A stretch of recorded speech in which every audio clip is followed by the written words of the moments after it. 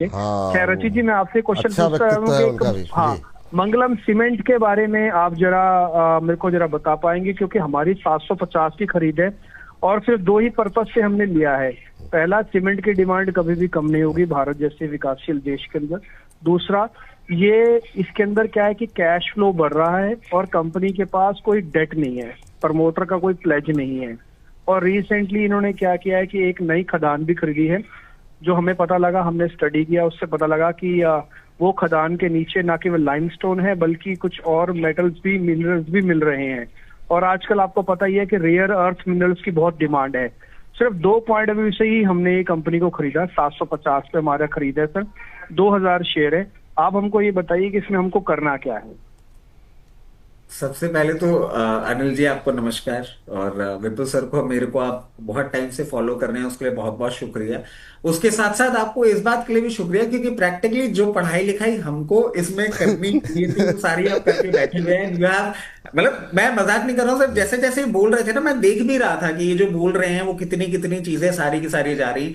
तो amazing analysis, और जब ऐसे ऑडियंस मिलते हैं ना सर जो इतनी सेल्फ स्टडी करके आते हैं, अच्छा लगता है सर।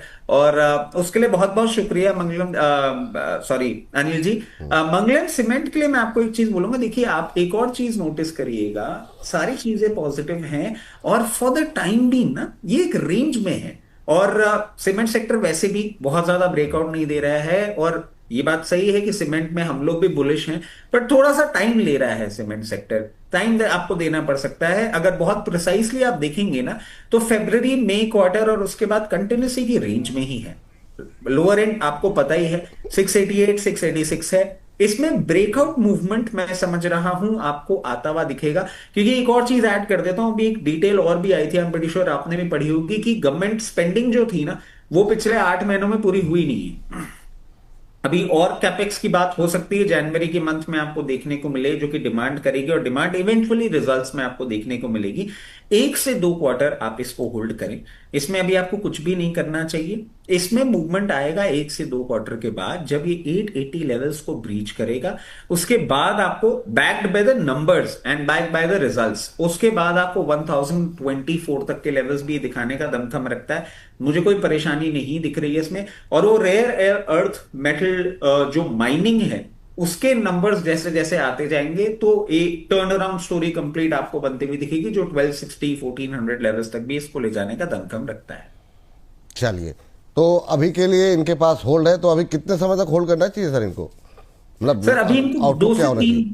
2 से 3 क्वार्टर तो होल्ड करना ही चाहिए, क्योंकि सर जो अभी बात आ रही है ना कि कैपेक्स नहीं हुआ है गवर्नमेंट की तरफ से पूरा।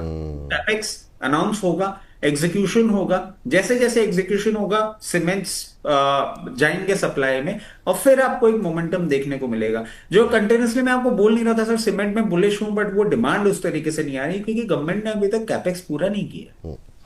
तो अनिल जी, आपकी रिसर्च काफ़ी शानदार है, उसमें कोई दो राय नहीं है।